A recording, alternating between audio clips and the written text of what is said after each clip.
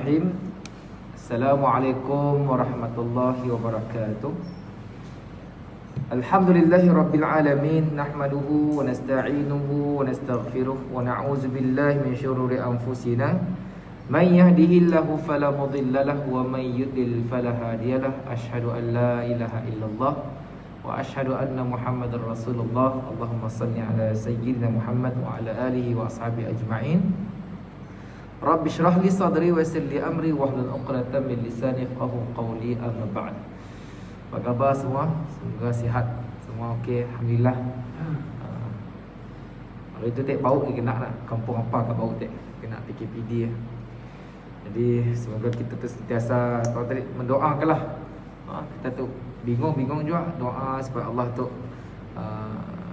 merahmati kita, supaya dilindungi dari kakak kita daripada bencana musibah.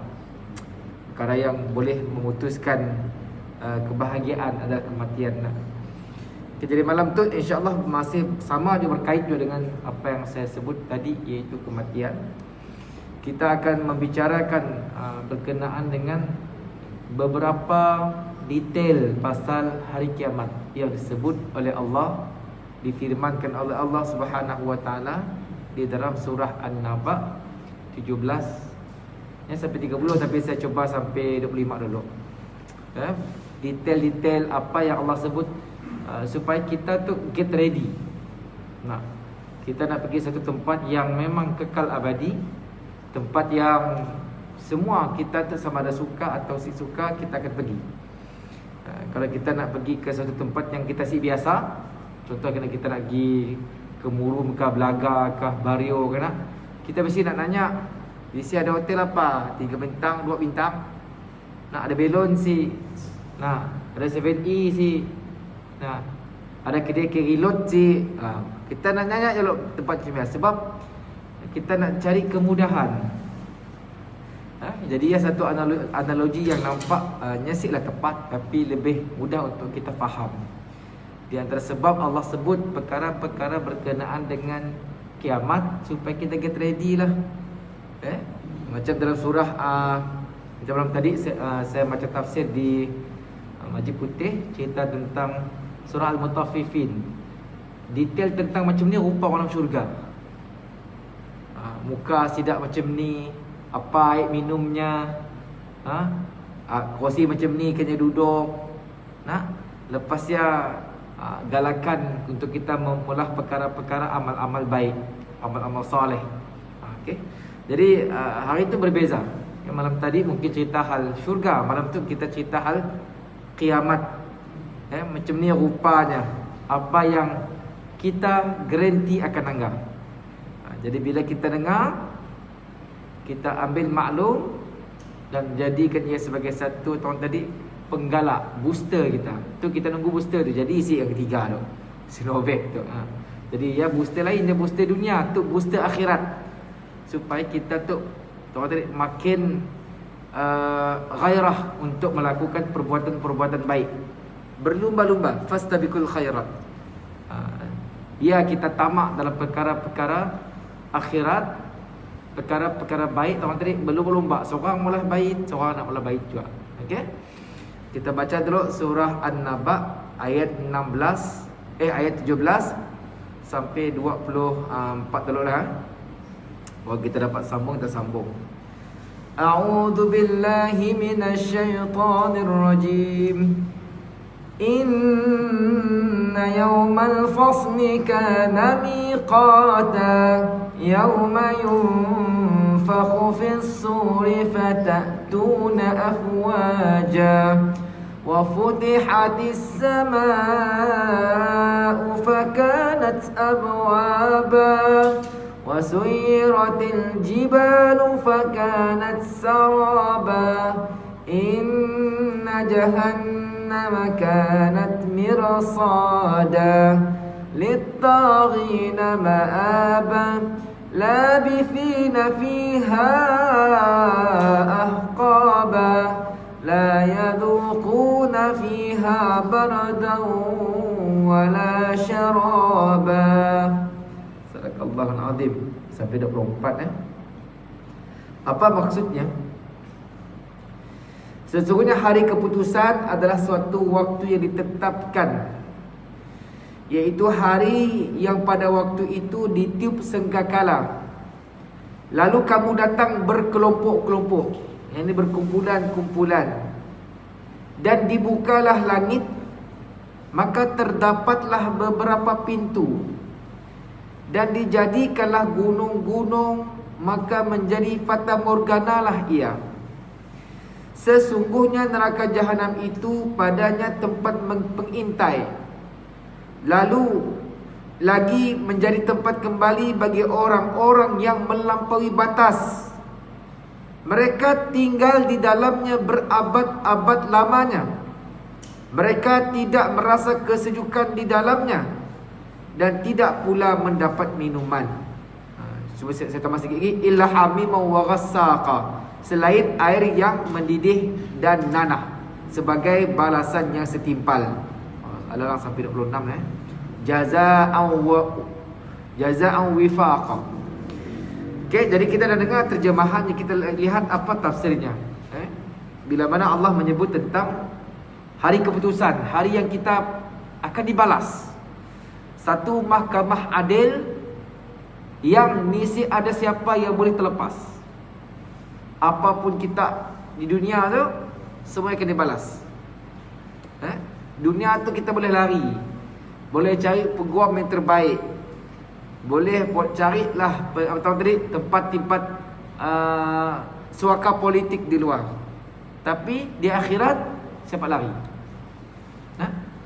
Mati kita tuan-tuan, mati je kita, there are no choice. Mati je ada pilihan dah. Lepas mati ada pilihan. Ikut je alur je. Yang macam train lah. Mau train kita ngembak, kita pergi stesen A. Stesen A lah kita, sukakah si sukakah? Nak kena sabar, cuma aja. Dia cerita asalnya. Okey. Jadi macam ni kita nak sesuaikan ayat yang kita cerita malam tu 17 sampai 26 tu dengan sebelum tu. Sebelum tu kan Allah sebut tentang kebesarannya, Allah sebut tentang keagungannya. Okey. Bila mana Allah Subhanahu wa taala menetapkan kekuasaannya untuk dapat meluluh antahkan dunia dan menciptakan alam yang lain, dengan memberikan dalil akan adanya hari kebangkitan, keumuman, kekuasaan dan ilmunya, Allah memberi khabar mengenai hari pemutusan, iaitu hari kiamat yang akan terjadi pada waktu yang telah ditentukan, tidak lebih dan tidak kurang. Allah sebut semua kehebatannya tentang alam raya anak, tentang jadi malam dan siang, jadikan laki dan perempuan. Sebut. Allah cerita satu persatu yang memang kita faham, kita jelas, tetapi ada masalah untuk Allah ingat kita. Sebab manusia tu selalu lupa. Tidak ada yang mengetahui waktunya secara pasti selain Allah Azza wa Jal. Jadi waktu kiamat tu nya berlaku secara suddenly, tiba-tiba.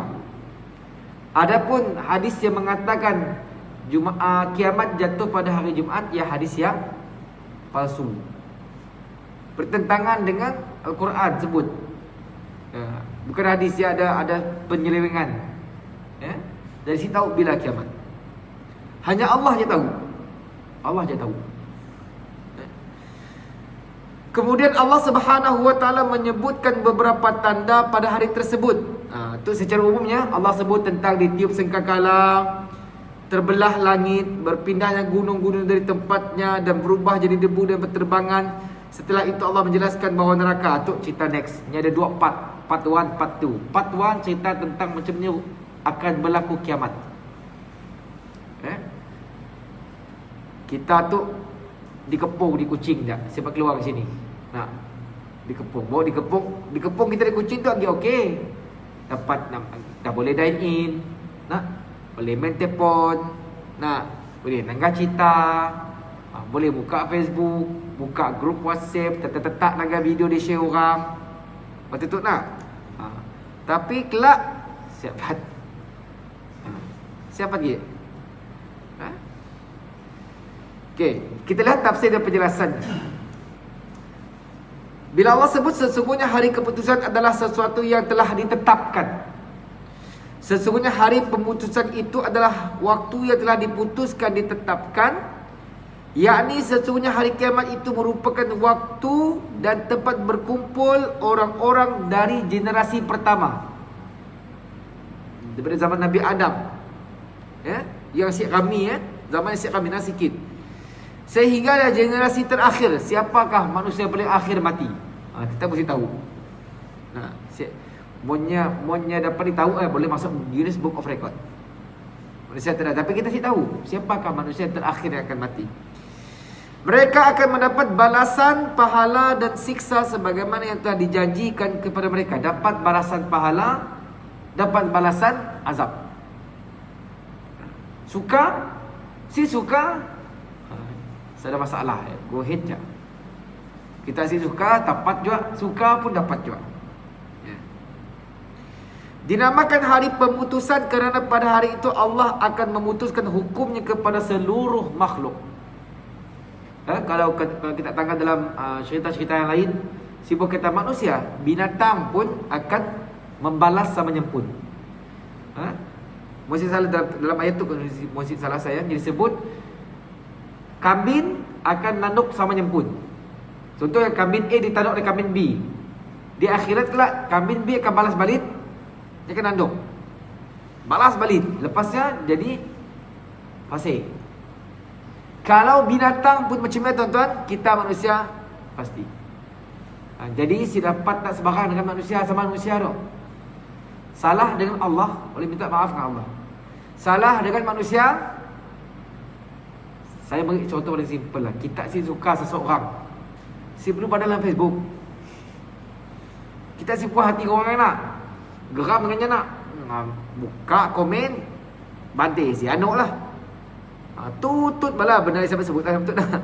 Anak je dalam dia. Berdosa si. Dosa si. Dosa. Kita minta maaf dengan siapa? Dengan Allah kan, dengan si anak lah. Tempat dia anak kita lah. Orang nak kita lah. Kita si puas hati, geram, simpan je, diam aja. Pergi ke pokok pisang, tumbuk pokok pisang, cukup lah. Terdah pokok pisang lah. Tapi tuan-tuan akan dibalas.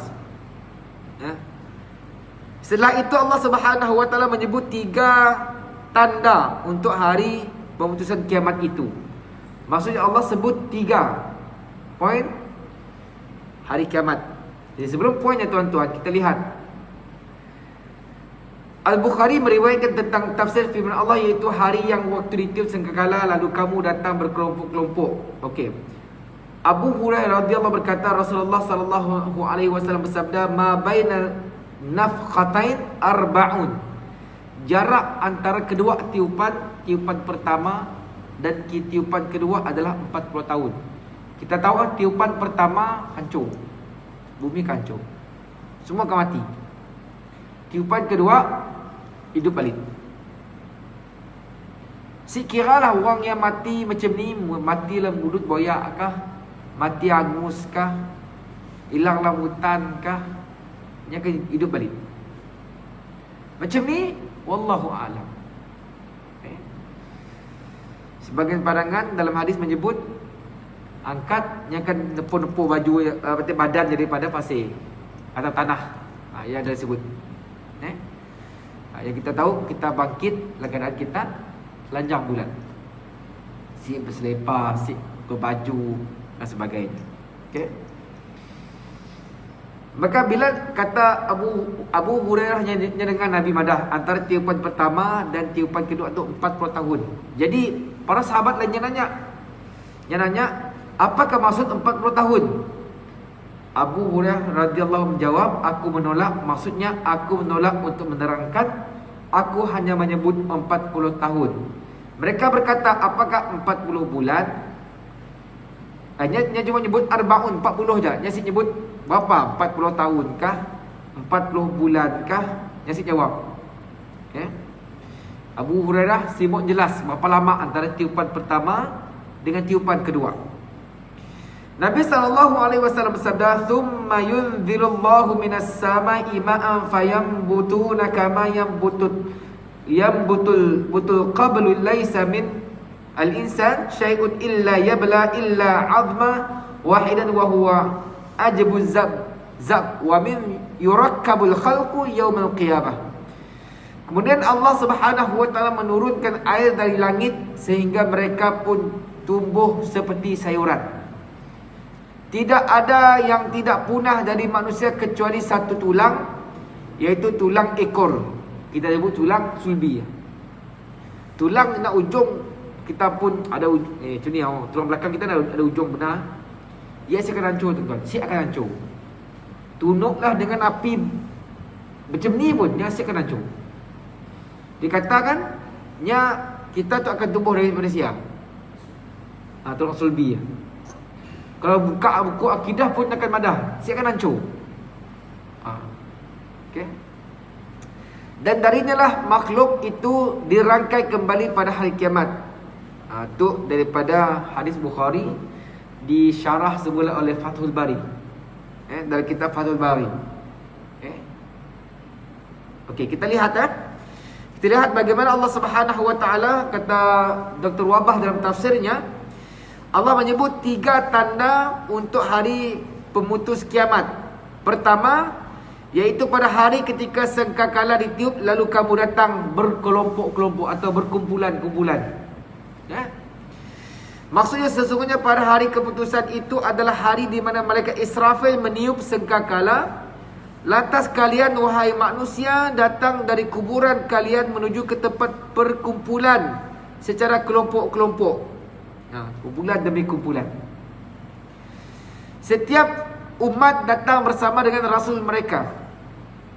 Sebagaimana disebut oleh Allah Subhanahu wa taala firman-Nya dalam surah Al-Isra 71, "Ingatlah pada hari ketika kami panggil tiap umat dengan pemimpinnya." Pemimpin kita siapa tuan-tuan? Siapa Nabi kita? Siapa Nabi kita? Nabi Muhammad sallallahu alaihi wasallam. Dan kita adalah umat yang paling ramai berbanding dengan umat-umat yang lain. Jadi poin pertama, tiup sangkakala, bangkit, berkumpulan, group by group, dan dengan pemimpin kita iaitu Rasulullah sallallahu alaihi wasallam. Kita dapat panggillah umat-umat yang lain, umat Nabi Musa, umat Nabi Isa dan seterusnya lah. Yang kedua, tanda yang kedua, ayat yang ke-19, dan dibukalah langit maka terdapatlah beberapa pintu. Wa futihatis sama'u fakanat abwaba. Sama dalam surah Al-Insyiqaq, apabila langit terbelah. Maksudnya langit terbelah dan terpecah, lantas ada banyak pintu dan jalan untuk turunnya para malaikat. Ayat yang mempunyai makna semacam ini dalam beberapa ayat dalam surah lain. Ayat pertama surah Al-Insyiqaq, apabila langit terbelah. Dalam surah Al-Infitar, apabila langit terbelah, sama juga. Dan dalam surah Al-Furqan ayat ke-25, dan ingatlah pada hari ketika langit pecah, mengeluarkan kabut putih macam asap putih, dan para malaikat turun secara bergelombang. Ini berarti mengganti aturan alam dan hilangnya kesatuan bahagian-bahagiannya. Maksudnya tuan-tuan, alam itu akan hancur. Alam hancur, turun para malaikat. Bila nyebut langit terbelah tu, bukan terbelah maksudnya terbelah macam durian nya pecah, hancur alam tu. Dan lagi pada yang ketiga, tanda yang ketiga disebut, dan gunung-gunung pun dijadikan sehingga menjadi fata morgana.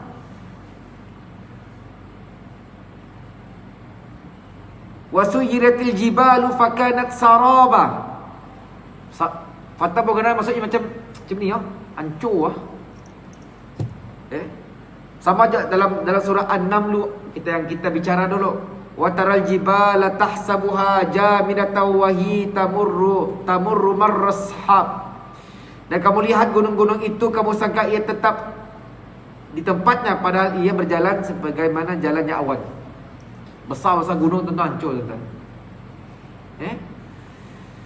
Sama dalam surah Al-Qari'ah, wa takunul jibalu kal ihnil manfush. Dan gunung-gunung itu seperti bulu-bulu yang dihamburkan. Saya dapat kita nak membayangkan kini itu. Kalau gunung Santubong atau tadi kami dengan mem pergi ke area Gunung Serapi rumah kita tepi gunung tu macam ni, menggunung yang hancur depan mata kita. Allah sebut dalam surah Al-Qari'ah tadi nak macam bulu macam ni.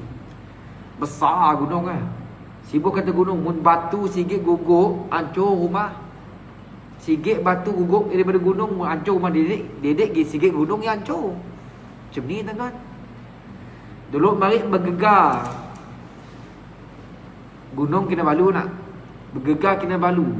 Bergegar je belum hancur. Jadi macam ni monnya hancur kelak. Fakanat saraba, maka menjadi fata morgana lah ia, yakni terbayang oleh mata bahawa ia adalah nyata padahal tidak ada, dan setelah itu akan menghilang tanpa bekas.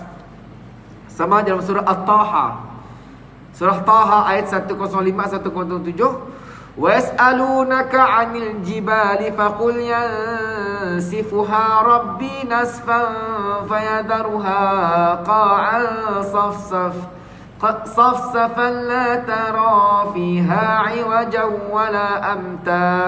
Sadaqallahul azim. Yang bermaksud, dan mereka bertanya kepadamu tentang gunung-gunung, maka katakanlah Rabbku akan menghancurkannya di hari kiamat. Sehancur-hancurnya, maka dia akan menjadikan bekas gunung-gunung itu rata sama sekali. Tidak ada sedikit pun kamu lihat pada tempat yang rendah dan tempat yang tinggi. Jadi kiamatlah tuan-tuan, seada lagi kita nanggap ada tempat tinggi, ada tempat rendah, semua akan jadi flat. Siapa menghancurnya? Siapa yang meratakannya? Allah Subhanahu Wa Taala. Jadi adakah kita boleh madah, kita boleh chill kita kita boleh cool lagi bila kita tahu cerita tu, Allah tunjuk kuasanya. Sebelum tu Allah sebut tentang macam ni Allah jadikan alam, siang dan malam, laki dan perempuan, malam untuk kita berehat, siang untuk bekerja. Sekarang Allah sebut lebih keras bagaimana gunung-gunung itu dihancurkan. Jadi bila Allah sebut Allah hancurkan gunung, tidak ada seorang pun boleh menafikan kebesaran dan keagungan serta kekuatan Allah Subhanahu Wa Taala. Kuat ni pun yang kita tangga baca Superman kah, cerita Son Goku kah, Naruto, apa lagi yang hebat-hebat, Ultraman kah, yang hancur gunung nak. Siklah sehebat Allah Subhanahu Wa Taala. Dan kita lihat lagi, inna jahannama kanat mirsada. Dan dalam tafsir Dr. Wabah dia nyebut, tafsir Al-Munir, kemudian terpotong-potong dan hancur seperti debu, bagaimana dalam surah Al-Waqi'ah ayat 4-6, apabila bumi digoncangkan sedahsyat-dahsyatnya dan gunung-gunung dihancur luluhkan sehancur-hancurnya, maka jadilah ia seperti akan debu yang berterbangan.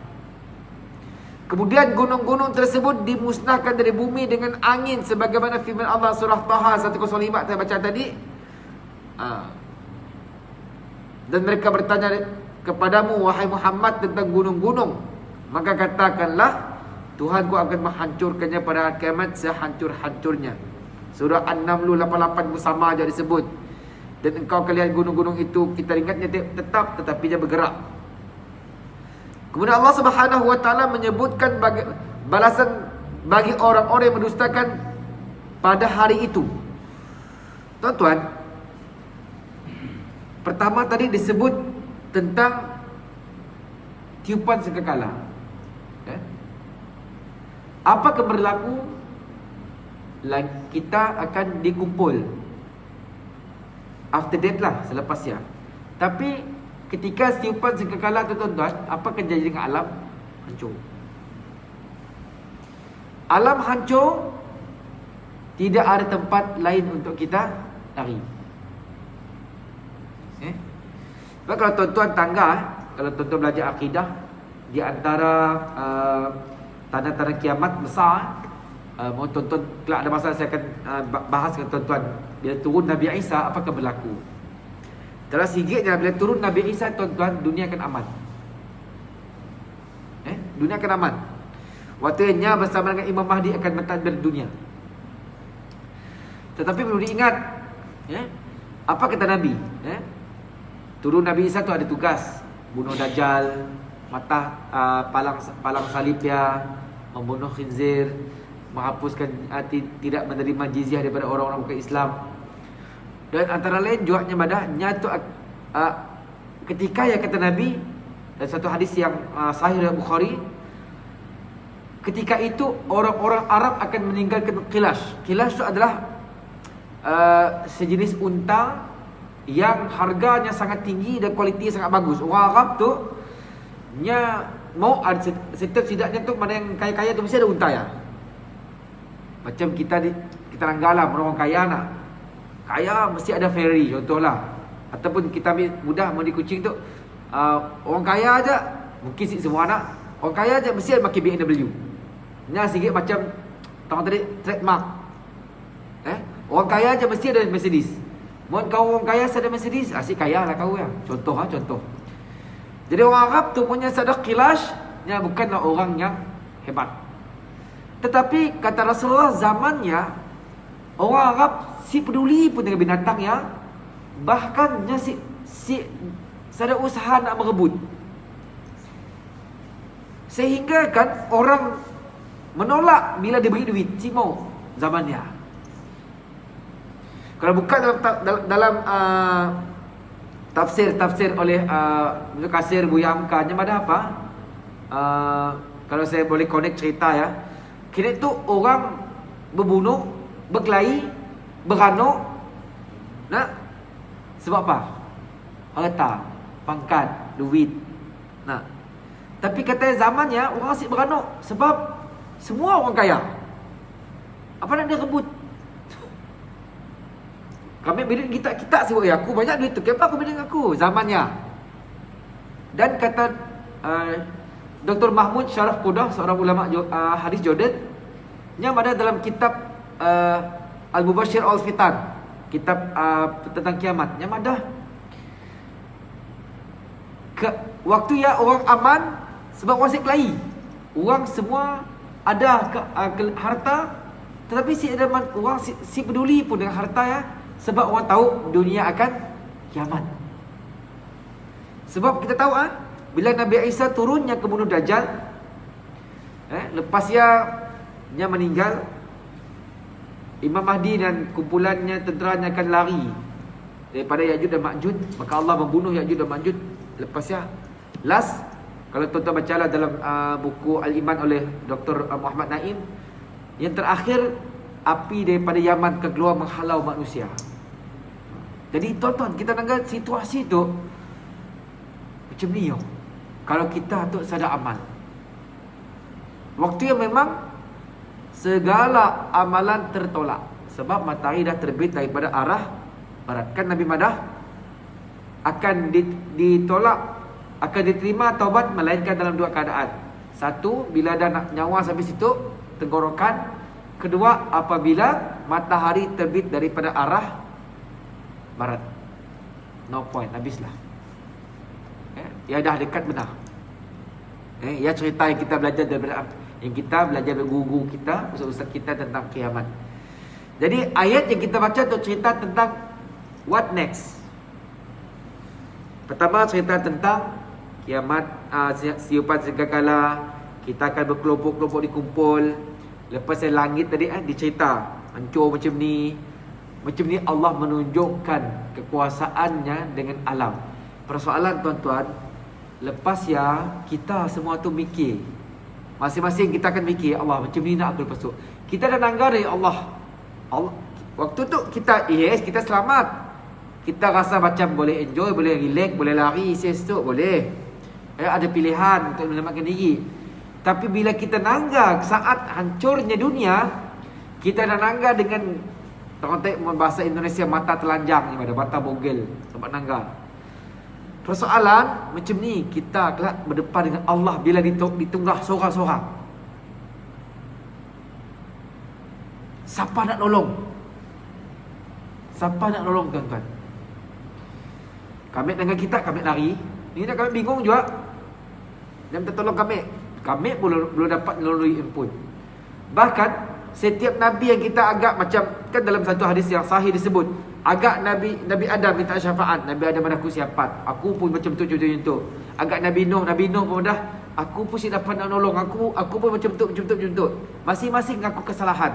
Nabi Isa ada satu, cuma Nabi Isa dah nyebut salahnya. Nabi Nuh yang nyebut.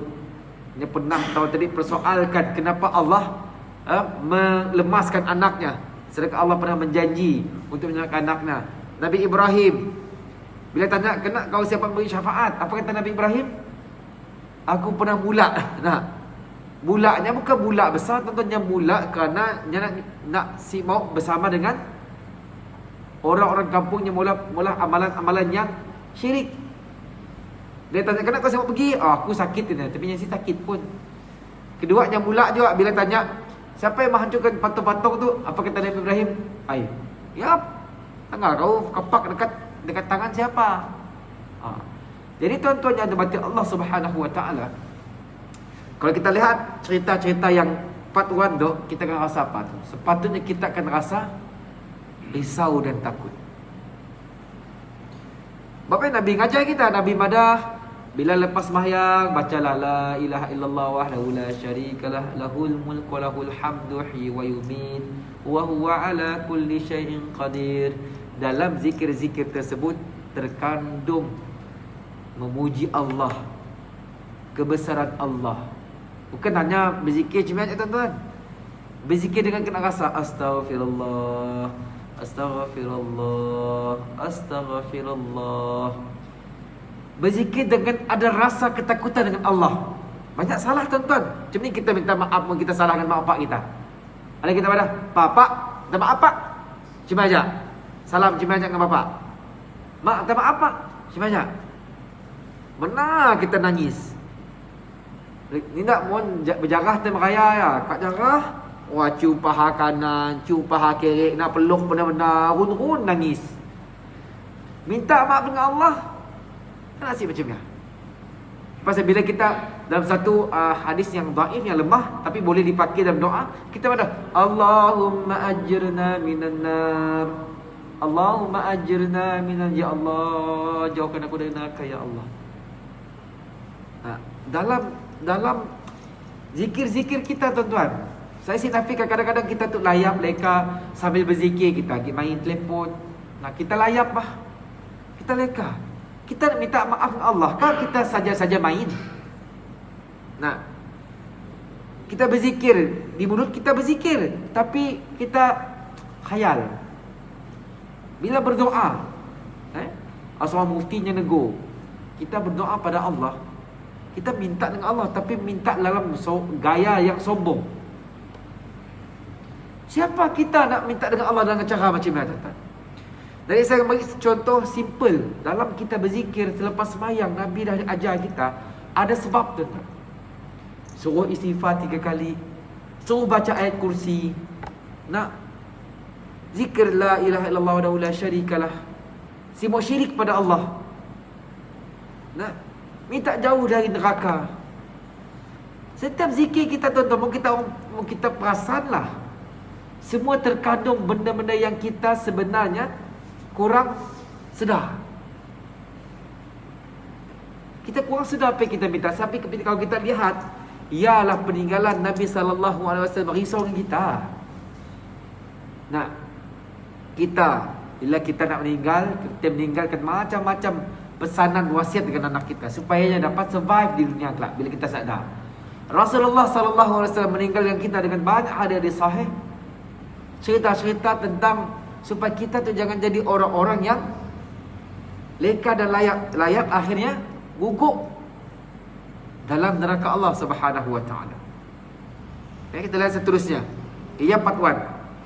Kita pergi ke part 2. Inna jahannama kanat mirsada. Dengar? Sesungguhnya neraka jahanam itu padanya ada tempat pengintai. Sesungguhnya neraka jahanam itu sebagai tempat mengintai bagi penjaga yang mengawasi isi neraka. Mereka menjadi tempat kembali bagi orang-orang yang melampaui batas. Mereka tinggal di sana dalam masa yang lama. Okey. Kata Tuan Wabah dalam tafsirnya, begitu juga dengan mufassirin yang lain.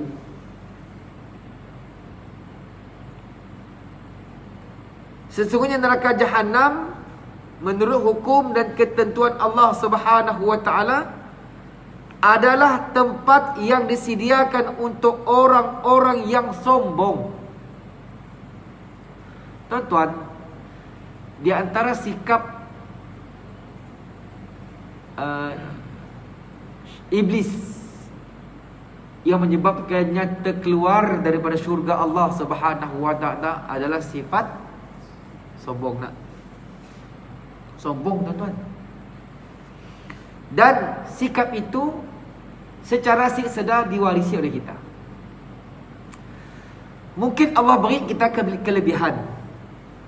Allah beri pemandai sikit, Allah beri rupa sikit, Allah beri pangkat sikit, Allah beri darjat sikit, kita dah sombong.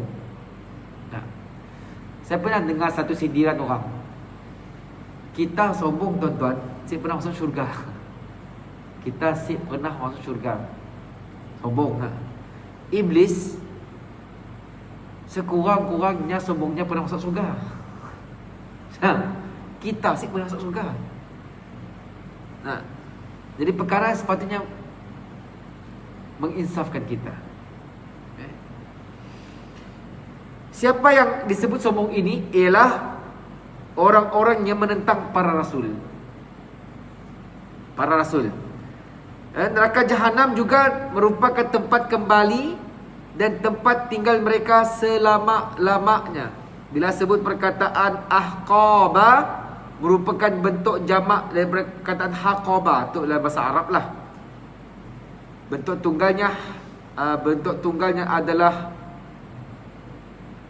haqbatun, iaitu waktu yang sangat panjang yang terus menerus berkesinambungan. Kata mirsada merupakan nama sebuah tempat yang digunakan untuk mengawasi atau menjaga, dan boleh dikatakan sebagai sebuah sifat bahawa neraka tersebut sentiasa mengawasi dan menjaga musuh-musuh Allah. Mungkin kita tu ada pengalaman, saya ada pengalaman lah dalam PKPD saya dah. Tapi kalau kita tanya kawan-kawan yang pernah PKPD, nak susah tuan-tuan, nak keluar pasti lepas. Dikawal dalam keadaan yang kita selesa. Bayangkan kita dikawal, ditutup oleh askar, semua rela jaga kita. Tapi dalam keadaan kita dapat makanan, kita dapat bangun-bangun di tempat tidur yang empuk, ada kipas, ada aircon, dapat main telefon, dapat dengar YouTube, dapat dengar Facebook, semua dapat tak? Dikontrol. Tapi neraka jahanam tu dikawal keadaan kita tu tak ada apa-apa. Tu sejuk, tuan-tuan. Hari tu nak panas nak 99. Tapi bayangkan dalam neraka tu sempat merasa sejuk, nang siapkan ada rasa sejuk. Macam ni, tuan-tuan. Okay, kita azan dulu. Bismillahirrahmanirrahim. Jadi kita bagi yang terakhir, tuan-tuan. Allah pada 2 minggu akan datang. Jadi ayat yang terakhir pada ayat yang ke-24, 25. Jadi pertama dia cerita tentang neraka jahanam. Adapun orang-orang yang ada kalimat tauhidnya akan ada peluang untuk keluar. Tapi adapun bila sebut walaupun ada peluang untuk keluar, bila kita dengar penjelasan tentang hukum, ada madah 80 tahun, ada madah 370 tahun. Bagi saya Satu hari dalam neraka pun siapa nak digambarkan macam ni. Satu hari ya. Kita kuarantin 14 hari, nak nunggu bila lagi nak masuk fasa 3 tu. Nak redu, nak naik belon dan sebagainya. Nak mentas daerah lah apa semua. Orang kata biuk je nyawa kita nunggu. Maka tuan-tuan yang Allah Subhanahu wa taala, maka pada ayat yang Allah sebut la yadhuquna fiha bardan wala syaraba, mereka tidak merasakan kesejukan di dalamnya dan tidak pula mendapat minuman. Okey, ada yang penjelasan lepas ya. Cuma saya nak bagi kesimpulan macam tu je lah. Bila sebut neraka tuan-tuan, nya adalah similar dengan perkataan panas. Kalau tuan-tuan baca dalam surah Ar-Rahman, tuan-tuan baca dalam surah At-Takwir, dia akan cerita tuan-tuan, air panasnya bukan sangat panas tetapi berbunyi kekuatan panasnya. Jadi kesimpulan daripada apa yang kita lihat pada tafsir ayat 17 sehingga 26 tu, pertama tuan-tuan, ia bukanlah satu dongeng yang kita dapat nafikan, tetapi ia adalah dalil Allah Subhanahu wa taala, daripada Allah Subhanahu wa taala yang qat'i, yang tetap. Adapun zanni dari dalil hadis masih lagi kita boleh bincang. Apa penjelasannya, tapi tu Allah sebut direct. Macam ni berlaku kelak, panasnya macam ni. Macam ni hancurnya alam tu. Yang sadar lain yang boleh nolong kita tuan-tuan, melainkan amal soleh. Salah lain. Jadi kita yang kedua, saya ambil kesempatan untuk menarik perhatian semua untuk kita muhasabah. Muhasabah tu maksudnya kita kira semula perbuatan kita tu macam ni. Kita dengan bini kita macam ni, kita dengan anak kita macam ni, kita dengan tempat kerja kita macam ni. Saya nafikan kita tu lari daripada mula kesilapan. Kullu ibnu Adam khata'un wa khairu khata'in at-tawwabun. Semua kita tu akan mula salah dan silap. Cuma masalah kita tu sikit je. Bila salah dan silap, kenalah susah gila nak minta ampun dan maaf. Budaya orang kita tu, bila salah dan silap sama rimpun, bila minta maaf? Bila nak minta maaf? Hari raya. Soalannya, nemu si raya. Ya soalan. Salah silap minta maaf tuan-tuan. Salah silap dengan Allah lebih lagi.